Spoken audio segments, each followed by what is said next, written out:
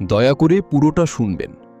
কুরবানিতে গরু কেনাবেচা বন্ধের সিদ্ধান্ত কি কেবল একটি ধর্মীয় বিষয়, নাকি এর পেছনে লুকিয়ে আছে গ্রামীণ বাংলার এক বিশাল অর্থনৈতিক মহাবিপর্যয়?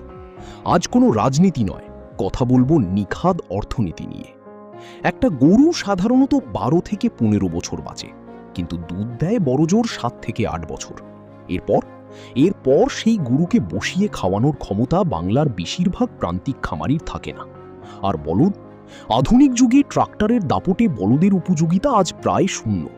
অর্থাৎ অনুৎপাদনশীল এই পশুগুলোকে বিক্রি করতে না পারলে খামারিরা ঋণের জালে ডুবে যায়। আর এই কেনাবেচার সবচেয়ে বড় বাজার হলো কুরবানির মরশুম।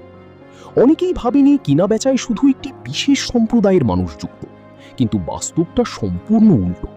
গ্রামীণ বাংলার ডেইরি ব্যবসার মূল কারিগর হিন্দু ঘোষ সম্প্রদায়, দাস পরিবার এবং তপশিলি ও নিম্নবর্গের হিন্দু খামারিরা। সারা বছর দুধ পাওয়ার পর বৃদ্ধ হয়ে যাওয়া গরু বা বলদগুলো এই চাষিরা বিক্রি করেন। কুরবানির হাটে ভালো দামে এই পশুগুলো বিক্রি করেই তাদের ঘরে লক্ষ্মীর আগমন ঘটে। সেই টাকা দিয়ে তারা নতুন দুগ্ধবতী গরু কেনেন।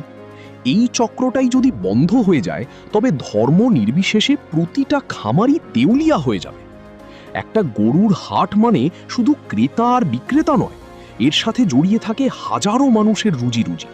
দড়ি বিক্রেতা, খড়ভুসি ব্যবসায়ী, পশু পরিবহনের সাথে যুক্ত লরি বা পিকআপ ভ্যান চালক এবং হাটের ছোটখাটো চা মুড়ির দোকানদার।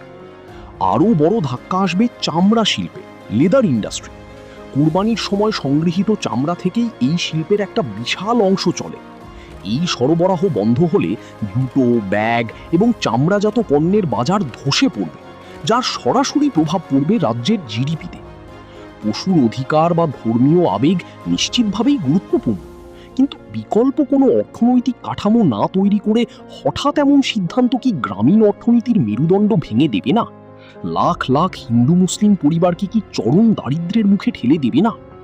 আবেগ নাকি অর্থনীতি, আপনার মতে কোনটিকে বেশি প্রাধান্য দেওয়া উচিত? কমেন্টে আপনার মতামত জানান। এই গভীর বিশ্লেষণটি ভালো লাগলে শেয়ার করুন, আর সময় রেখা দ্য টাইমলাইনকে সাবস্ক্রাইব করতে ভুলবেন না।